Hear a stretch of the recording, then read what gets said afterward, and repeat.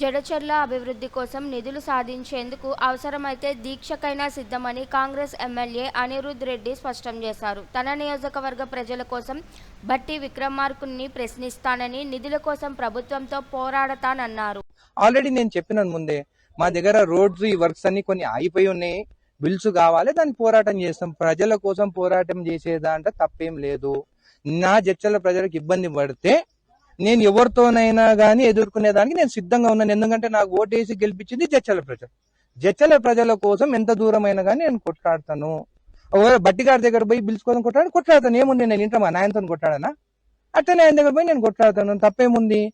ఇవ్వకుంటే నేను దీక్షలో కూడా కూర్చుంటాను. తప్పేముంది? ఇది ప్రజాస్వామ్యం. అంబేద్కర్ గారు రాసిన రాజ్యాంగం ఇది. ప్రశ్నిస్తూనే ఉండాలి మన పని జరిగే వరకు. ఆయన పైన గౌరవం ఉంది, అంబేద్కర్ గారి పైన. ఆ గౌరవంతోనే నేను ఎప్పుడు ప్రశ్నిస్తూనే ఉంటాను. నా జడ్చర్ల నియోజకవర్గం ప్రజల గురించి ఎప్పుడైనా ప్రశ్నిస్తూనే ఉంటాను, కొట్లాడుతూనే ఉంటాను.